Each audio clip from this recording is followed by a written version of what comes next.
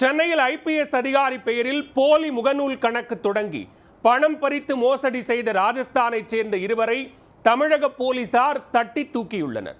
உட்கார்ந்த இடத்தில் பணத்தை சுருட்டி கொண்டிருந்த நபர்களை ராஜஸ்தான் சென்று தூக்கியது எப்படி?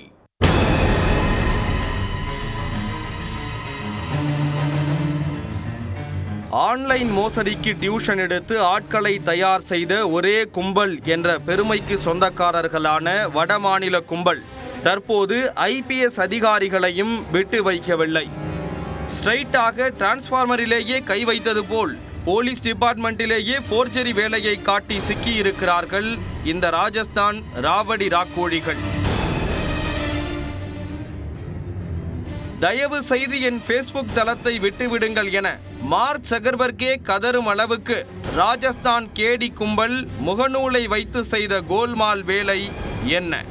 முகநூலை திறந்தாலே இந்த நகைச்சுவை பாடல்தான் காதுகளில் ஒலிக்கிறது என கூறும் அளவுக்கு அத்தனை மோசடி கும்பல்களும் பச்சோந்தியை போல் பதுங்கியிருந்து பல்வேறு முறைகேடுகளில் ஈடுபட்டு வருகிறார்கள்.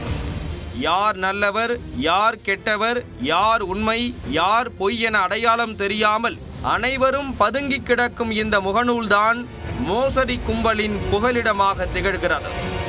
அப்படி ஒரு ராவடி கும்பல்தான் ராஜஸ்தானில் உட்கார்ந்து கொண்டு தமிழ்நாட்டில் உள்ள ஐபிஎஸ் அதிகாரியின் பெயரில் மோசடி வேலையை அரங்கேற்றி உள்ளனர். தமிழ்நாடு முதல்வரின் பாதுகாப்பு பிரிவு அதிகாரியாக இருப்பவர் டிஐஜி திருநாவுக்கரசு. இவரது பெயர் மற்றும் புகைப்படங்களை பயன்படுத்தி போலி முகநூல் கணக்கை தொடங்கி மோசடி வேலையை ஆரம்பித்துள்ளனர் அந்த ராஜஸ்தான் கேடிகள். திருநாவுக்கரசின் நட்பு வட்டத்தைச் சேர்ந்தவர்களை தொடர்பு கொண்டு இந்த கும்பல் லட்சக்கணக்கில் பணம் பறித்துள்ளது. தகவல் அறிந்து அதிர்ந்து போன ஐபிஎஸ் ஆபீசர் திருநாவுக்கரசு சென்னை காவல் ஆணையரகத்தில் கடந்த பிப்ரவரி மாதம் புகார் அளித்தார்.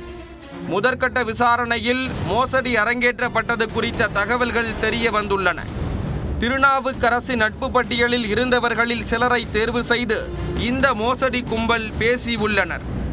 அப்போது தனது நண்பர் ஒருவர் எல்லை பாதுகாப்பு படையில் பணியாற்றுகிறார், சென்னையில் இருந்து வெளியூருக்கு டிரான்ஸ்பர் ஆகி செல்வதால் அவரது வீட்டில் பயன்படுத்திய விலை உயர்ந்த பர்னிச்சர் பொருட்களை குறைந்த விலையில் தருகிறார் என்று கூறி பண மோசடி செய்துள்ளது தெரிய வந்துள்ளது. அந்த மோசடி கும்பல் பயன்படுத்திய ஐபி அட்ரஸை ஆய்வு செய்த போது அது ராஜஸ்தானை காட்டியுள்ளது. ராஜஸ்தானுக்கு விரைந்த சைபர் குற்றப்பிரிவு போலீசார் ஆழ்வார் பகுதியில் பதுங்கியிருந்த ஹனீப் கான், வாஷித் கான் ஆகிய இருவரை கைது செய்தனர். இருவரையும் சென்னைக்கு அழைத்து வந்த போலீசார் விசாரணைக்கு பின் சிறையில் அடைத்துள்ளனர். இவர்கள் இருவரும் ஏற்கனவே ஐஏஎஸ் ஐபிஎஸ் அதிகாரிகளின் பெயரில் சோசியல் மீடியாக்களில் போலி கணக்கை தொடங்கி மோசடி செய்திருப்பது தெரிய வந்துள்ளது. இந்த மோசடியில் ஈடுபட்ட மேலும் பலரை போலீசார் தேடி வருகிறார்கள்.